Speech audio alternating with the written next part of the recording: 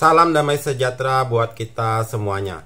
Kembali saya mau mengcounter pengajaran dari banyak para pendeta-pendeta yang masih memberlakukan persepuluhan, yang menurut saya sudah tidak berlaku lagi sejak kematian Tuhan Yesus. Ingat, sejak kematian Tuhan Yesus, persepuluhan yang merupakan ketetapan hukum Taurat yang tidak boleh diajarkan untuk diterapkan sebagai suatu yang wajib hukumnya atau diharuskan untuk dilakukan. Karena kita selama ini sudah terdoktrin, termasuk saya. Dahulu juga menganggap persepuluhan adalah sebagai kewajiban yang harus dilakukan. Kalau tidak dilakukan, akan disebut cinta mamon, cinta harta, tidak mengasihi Tuhan, dan menipu Tuhan karena pelit dengan memberi uang yang kita dapat yang wajib dikembalikan kepada Tuhan. Nah, itu yang ditanamkan oleh para pendeta yang mengaku sebagai hamba Tuhan itu.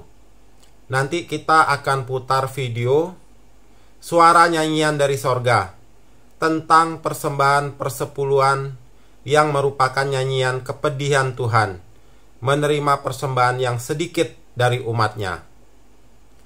Ingat baik-baik, saya akan bacakan suatu ayat, dan ayat ini merupakan firman Tuhan. Saya terus menggaungkan ayat ini untuk dimengerti oleh semua orang Kristen, bahwa inilah ayat pokok utama yang merupakan karya Tuhan Yesus datang ke dalam dunia dan mati bagi seluruh umat manusia. Ingat baik-baik ayat yang akan saya bacakan ini, yang merupakan firman Tuhan. Efesus 2 ayat 15. Sebab dengan matinya sebagai manusia, ia telah membatalkan hukum Taurat dengan segala perintah dan ketentuannya, untuk menciptakan keduanya menjadi satu manusia baru di dalam dirinya, dan dengan itu mengadakan damai sejahtera. Ada yang mengatakan bahwa persepuluhan itu asal mulanya dari zaman Abraham yang diberikan kepada Melkisedek. Ya, itu memang benar, tapi ingat, itulah acuan ditetapkan Tuhan menjadi hukum di dalam hukum Taurat. Tapi ingat, itu persepuluhan Abraham sudah dibakukan di dalam hukum Taurat, dan hukum Tauratnya itu sudah dibatalkan dengan kematian Tuhan Yesus di atas kayu salib. Telah membatalkan hukum Taurat dengan segala perintah dan ketentuannya. Jelas ya? Hal ini tidak boleh dikotak-katik lagi. Tetapi ingat, bukan berarti semua hukum Taurat itu dibatalkan. Ada beberapa poin, yaitu di sidang Yerusalem yang dilakukan oleh para rasul-rasul yang telah mengambil keputusan, dan keputusannya itu adalah merupakan keputusan Roh Kudus, yaitu tidak boleh makan darah, tidak boleh makan binatang yang mati dicekik, tidak boleh makan makanan yang dipersembahkan kepada berhala, dan melakukan percabulan. Itu di Kisah Para Rasul 15. Jadi kalian yang masih memahami, mengotak-ngatik, mengambil di zaman Abraham, ingat, itu sudah dibakukan dalam hukum Taurat, ketetapan itu. Nah, itu hukum Tauratnya sudah dibatalkan. Jadi jangan dikotak-katik di persembahan persepuluhan yang dilakukan oleh Abraham, karena itu merupakan acuan Tuhan untuk diberlakukan di dalam hukum Taurat, dan hukum Tauratnya sudah dibatalkan dengan kematian Tuhan Yesus di atas kayu salib. Dengan segala perintah dan ketentuannya, itu hukum Taurat sudah dibatalkan. Kecuali beberapa pengecualian tadi yang disebut di sidang Yerusalem yang dilakukan oleh para rasul di Kisah Para Rasul 15 tadi. Kenapa para rasul itu mengadakan sidang? Karena ada bangsa-bangsa lain yang mau percaya kepada Tuhan Yesus, dan mereka bersidang. Bagaimana ini? Bahwa ada bangsa lain di luar Israel yang mau percaya kepada Tuhan Yesus, dan Tuhan Yesus juga mau menyelamatkan mereka. Makanya mereka mengadakan sidang. Apa tolak ukur mereka mengadakan sidang itu? dengan keputusan yang mereka ambil itu, yaitu di Kisah Para Rasul 15 ayat 10. Kalau demikian, mengapa kamu mau mencobai Allah dengan meletakkan pada tengkuk murid-murid itu suatu kuk yang tidak dapat dipikul baik oleh nenek moyang kita maupun oleh kita sendiri. Jadi ini adalah poin utamanya kenapa sidang itu dilakukan. Karena ada yang beranggapan bahwa orang-orang di luar Israel harus disunat juga dari bangsa-bangsa lain itu. Nah, sekarang ditanya, lebih gampang melakukan sunat apa persepuluhan? Sedangkan menurut hasil sidang itu, jangan kita meletakkan kuk, beban yang berat yang tidak dapat dipikul, katanya, baik oleh nenek moyang kita maupun oleh kita sendiri. Ingat, di kitab Maleakhi itu Tuhan mencela bangsa Israel karena mereka tidak setia melakukan persepuluhan, kan? Kenapa kamu menipu aku, di kitab Maleakhi itu? Nah, ini kata para rasul itu yang nenek moyang kita aja tidak bisa melakukannya, dan kita sendiri juga tidak sanggup melakukannya. Tidak tepat, tidak jujur, sehingga ditegur Tuhan di kitab Maleakhi itu. Jadi kalau sunat pun sudah tidak dilakukan, mengapa persepuluhan harus dilakukan? Sekarang ditanya, lebih berat melakukan sunat atau persepuluhan? Dari kemarin-kemarin saya sudah bilang, kalau sunat sekali dipotong berlaku seumur hidup. Tapi kalau persepuluhan, selama lu hidup, lu harus tetap bayar sampai lu mati nanti. Kalau sunat yang dilakukan hanya untuk pria saja, sekali potong selesai, berlakunya sampai mati. Tapi kalau persepuluhan, semua, baik itu wanita, baik itu orang tua yang sudah tidak bisa bekerja lagi, mungkin udah terbaring di tempat tidur, yang sakit, yang tidak bisa bangun. Tapi kalau dia menerima sesuatu mungkin dari pemberian anaknya, dari cucunya, atau dari orang lain yang kasih dia, 1/10 harus diberi kepada gereja. Apa ini tidak meletakkan suatu kuk yang berat? Sedangkan sunat aja sudah tidak diberlakukan lagi, kenapa persepuluhan masih dilakukan? Sekarang poin yang kedua. Para pendeta itu menganggap dirinya adalah sebagai orang Lewi. Sekarang ditanya, Tuhan Yesus itu waktu dilahirkan itu dari suku Lewi bukan? Tuhan Yesus bukan dari suku Lewi, tapi dari suku Yehuda. Sedangkan Tuhan Yesus saja bukan dari suku Lewi. Mengapa para pendeta itu menganggap dirinya sebagai penerus yang berhak menerima persepuluhan karena mereka menganggap dirinya sama seperti orang Lewi, suku Lewi? Sedangkan Tuhannya saja itu tidak meneruskan kewajibannya sebagai suku Lewi. Kenapa dia tidak lahir dari suku Lewi saja? Tapi kenapa dia lahirnya dari suku Yehuda? Ya kan?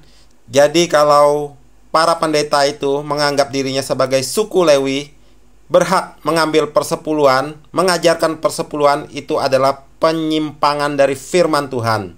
Percuma Tuhan Yesus itu lahir dan mati di atas kayu salib yang telah membatalkan hukum Taurat dengan segala perintah dan ketentuannya. Dan yang lahir dari suku Yehuda bukan dari suku Lewi. Tapi para pendeta itu mencomot ayat, memutar balik firman Tuhan sesuai dengan keinginannya untuk masih bisa memberlakukan hukum Taurat, yaitu persepuluhan itu dihidupkan kembali. Sekarang poin yang ketiga. Sebutkan di mana ayatnya setelah kematian Tuhan Yesus di zaman para rasul-rasul yang mengajarkan bahwa persepuluhan masih wajib dilakukan. Dan sebutkan di mana ayatnya para rasul-rasul itu menerima persembahan persepuluhan dari para jemaat. Ada nggak ayatnya? Ingat, kekristenan itu pecah di abad ke-16. Jadi sejak zaman para rasul itu sampai abad 16 yang adalah satu pengajaran, yaitu Kristen, yang sekarang kita sebut Katolik, dan yang memecahkan diri itu sekarang Kristen yang banyak alirannya. Maaf ya, saya bukan dari orang Katolik ya.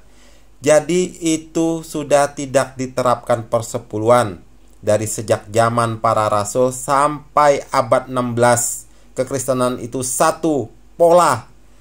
Mereka sudah menemukan polanya, tidak melakukan persepuluhan, karena gereja Katolik sampai sekarang tidak melakukan persepuluhan. Nah, pepecahan dari abad 16 itulah yang memulai melakukan persepuluhan. Sekarang banyak perpecahan-perpecahan yang terjadi di dalam gereja-gereja, ya, banyak aliran-aliran. Mungkin karena salah satunya adalah masalah duit, mamon, dan mungkin juga karena mereka mendapat pemahaman yang baru yang mendirikan aliran baru lagi.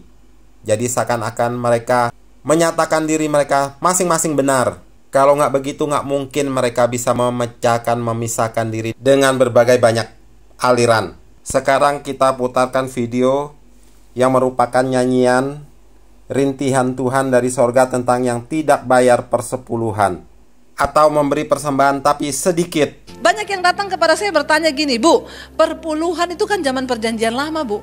Di perjanjian baru sudah nggak ada perpuluhan. Saya bilang, sama Tuhan tuh nggak usah hitung-hitungan. Kenapa kita harus memberi perpuluhan? Untuk melatih diri supaya kita ini tidak tamak, nggak rakus akan uang, tidak mata duitan, dan tidak menjadi hamba uang.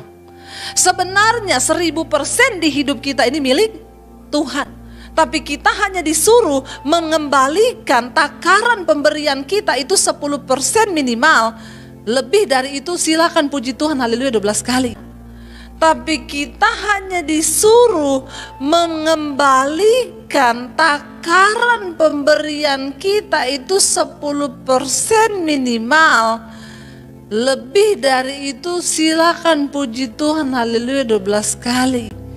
Saudara, Tuhan berkata, siapa yang menabur sedikit akan menuai sedikit juga. Tapi siapa menabur banyak akan menuai banyak juga. Tapi orang Kristen maunya sedikit tapi nuainya bertobat.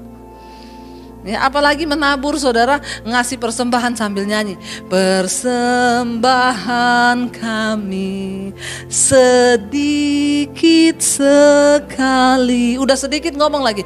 Kiranya Tuhan terimalah. Dengan apa? Dengan senang hati. Lalu terdengar suara dari surga, balas. Lalu terdengar suara dari surga, balas. Lalu terdengar suara dari surga, balas. Berkat yang ku beri sedikit sekali, kiranya engkau terimalah dengan pedih hati. Emang enak? Ya, maunya naburnya sedikit tapi dapatnya banyak. Giliran Tuhan bilang berkat yang ku beri sedikit sekali, terima itu dengan senang hati, maka kita nggak mau. Kalau engkau mau mengalami terombosan dalam hal keuangan, maka engkau harus belajar untuk menabur. Ini prinsip kerajaan Allah. Tapi banyak orang Kristen tidak mengerti. Ketika mereka terima duit, gaji langsung masuk rekening, masuk dompet, didoakan dalam nama Yesus, tidak keluar-keluar lagi. Ngaku aja ayo, iya kan? Kalau itu kita bertobat. Ini pendeta Debbie Basir ini terkenal ya di media sosial ya. Tapi kalau udah berbicara masalah uang, persepuluhan, kita bisa nilai. Itu khotbahnya jadi tidak senonoh kalau menurut saya. Dia mengarang, membuat lagu pujian seakan-akan dari sorga itu Tuhan menjawab seperti itu. Kalau kita punya kepekahan rohani, kita bisa menilai hal ini. Pengajarannya untuk memotivasi orang untuk memberi persembahan yang banyak kepada Tuhan. Jadi seakan-akan Tuhan itu menilai hidup kita itu salah satunya juga dari persembahan uang kita. Makanya saya bilang pendeta-pendeta yang mengajarkan persepuluhan, memberi uang yang banyak, jangan kikir, jangan cinta mamon. Padahal mereka sendiri cinta akan mamon itu. Yang menjadi terang itu adalah gedung gerejanya, lampu gerejanya. Karena semua kemampuan anak-anak Tuhan, uangnya sudah diberikan kepada gereja, kepada pendetanya. Seakan-akan dengan melakukan itu, kewajibannya kepada Tuhan sudah selesai.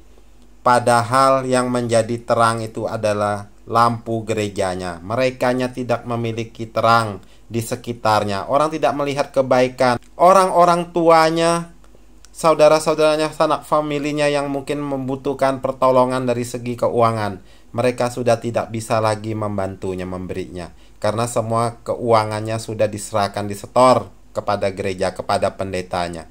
Jadi seakan-akan dengan melakukan persepuluhan itu, mereka sudah menganggap dirinya sudah selesai wajib. Kewajibannya sudah selesai dan sudah berkenan di hadapan Tuhan, karena sudah tidak menipu Tuhan lagi dengan persepuluhan. Ini ada ya ayatnya, Tuhan menegur di Markus 7 ayat yang ke-11. Tetapi kamu berkata, kalau seorang berkata kepada bapaknya atau ibunya, apa yang ada padaku yang dapat digunakan untuk pemeliharaanmu, sudah digunakan untuk korban, yaitu persembahan kepada Allah. Maka kamu tidak membiarkannya lagi berbuat sesuatu pun untuk bapaknya atau ibunya. Dengan demikian firman Allah kamu nyatakan tidak berlaku demi adat istiadat yang kamu ikuti itu. Dan banyak hal lain seperti itu yang kamu lakukan. Ingat ini perkataan Tuhan Yesus ini tidak main-main ya. Karena mereka memberi semua persembahannya kepada gerejanya, kepada pendetanya, sedangkan orang tuanya terbengkalai, dilalaikan, tidak diperhatikan. Makanya saya bilang, yang menjadi terang dalam kehidupan mereka itu adalah hanya memberi terang kepada lampu gerejanya, sedangkan terang di dalam hidup mereka sendiri menjadi pudar, karena kemampuan untuk memberi yang baik kepada orang tuanya, kepada siapapun di sekitarnya sudah tidak ada lagi dari segi keuangan untuk bisa membantu mereka yang membutuhkan. Karena gerejanya, pendetanya memang mengajarkan demikian, selalu harus memberi kepada Tuhan. Larinya selalu ke gedung gereja, ke pendetanya. Saya punya cerita. Ini adalah kesaksian dari orang dekat saya. Itu anaknya sudah bekerja, dan orang tuanya ini protes. Orang tuanya ini belum menerima Tuhan Yesus, belum percaya kepada Tuhan Yesus. Itu anaknya kalau habis gajian selalu memberi 1/10 dari gajinya itu kepada gereja, kepada pendetanya. Orang tuanya protes, karena orang tuanya yang telah membesarkan dia mulai dari kandungan, ya kan, lahir, dimandiin, dicebokin, disekolahin dari kecil, ya, sakit ditungguin, dijagain, malam-malam nggak bisa tidur untuk jaga itu anak, TK, SD, antar jemput, betapa sulitnya itu kan sampai dia besar, betapa banyaknya biaya yang sudah dikeluarkan untuk pendidikan anak tersebut.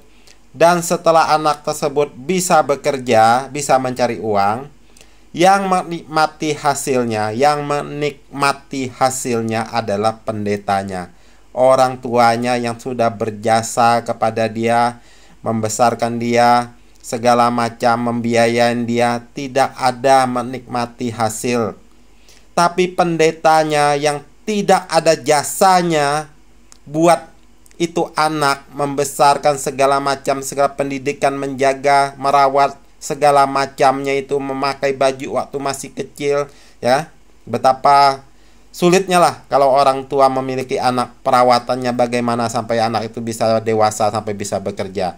Tapi yang menikmati duitnya, hasil kerja anaknya itu adalah pendetanya. Coba dipikir, apakah ini orang Kristen membawa terang bagi orang lain, sedangkan orang tuanya sendiri tidak melihat terangnya? Apa yang didapat dari seorang yang percaya kepada Tuhan?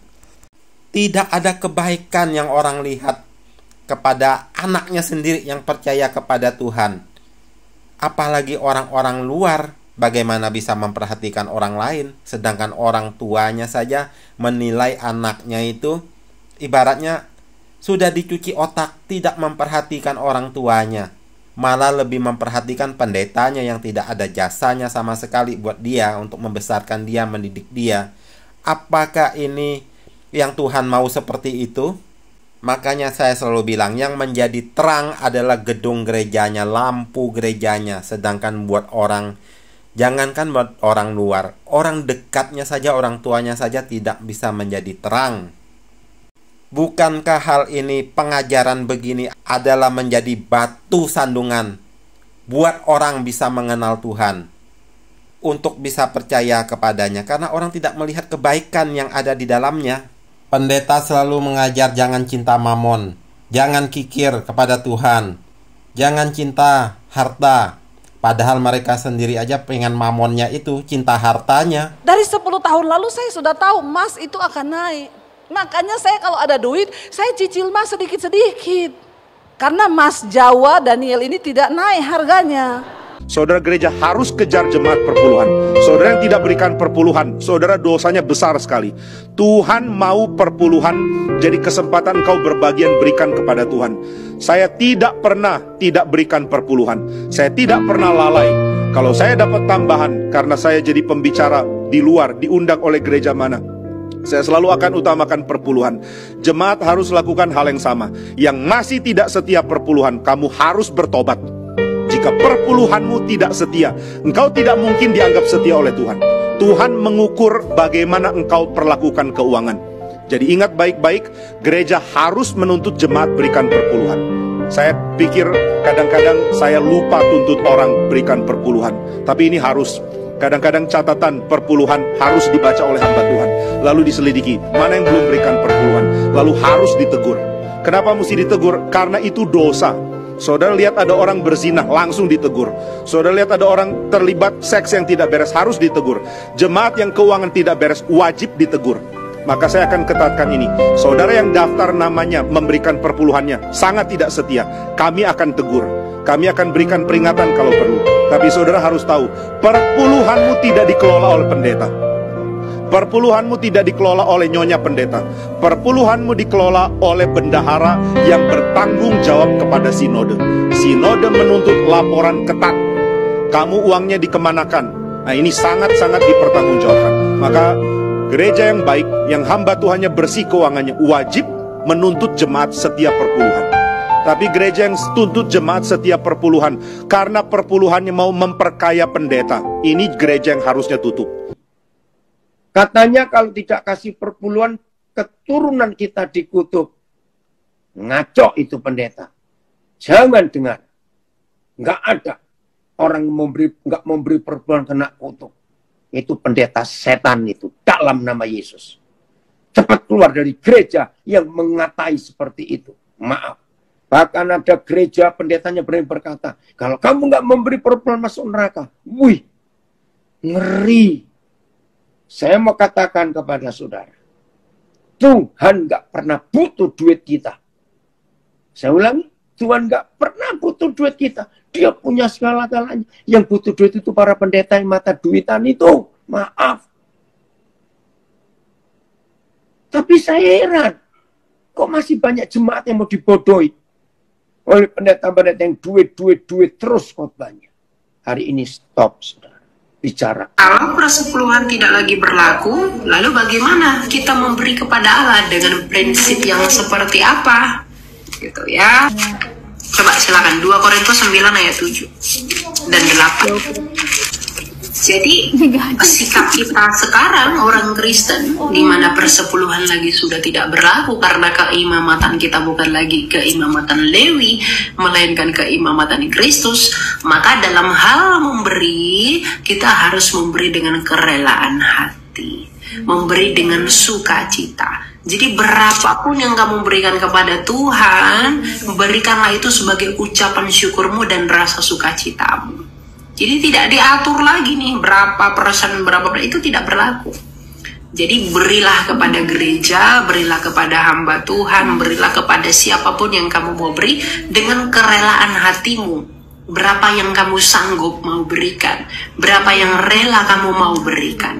Maka jika ada perkataan persepuluhan yang diajarkan Tuhan Yesus, kita harus ingat, kita harus tahu bahwa Tuhan Yesus datang untuk menggenapi hukum Taurat, bukan meniadakannya. Jadi ingat, itu kuncinya. Tuhan Yesus datang bukan meniadakan hukum Taurat, tapi menggenapinya. Artinya apa? Karena dia Mesias, dia menggenapi hukum Taurat. Dia mengajarkan dan melakukannya. Dia disunat, ya kan? Apakah kita disunat? Kan tidak. Tapi dengan kematiannya, dia telah membatalkan hukum Taurat dengan segala perintah dan ketentuannya. Jadi waktu dia lahir di dalam dunia ini, dia tugasnya menggenapi, menyempurnakan hukum Taurat dengan hidupnya, bahwa dialah satu-satunya yang sempurna melakukan hukum Taurat, karena dia yang sanggup, dia yang suci, yang kudus. Tidak ada manusia yang sanggup melakukan hukum Taurat, hanya Tuhan Yesus. Dia datang untuk menggenapinya dan bukan meniadakan, tapi dengan kematiannya dia membatalkan hukum Taurat itu dengan segala perintah dan ketentuannya. Jadi ingat ya, jangan mengotak-ngatik mengambil perkataan Tuhan Yesus yang mengajarkan bahwa boleh melakukan persepuluhan adalah sesuatu yang paten berlaku sampai sekarang. Ingat, Tuhan Yesus adalah Mesias bagi orang Yahudi yang menggenapi hukum Taurat. Tapi dengan kematiannya, dia telah membatalkan hukum Taurat itu. Itu ringkasan semua di perjanjian baru itu. Terus ada lagi yang mengotak-ngatik perkataan Tuhan Yesus, yang mengatakan bahwa tidak ada satu titik iota pun ditiadakan dari hukum Taurat. Itu ada saya bahas di video-video sebelumnya.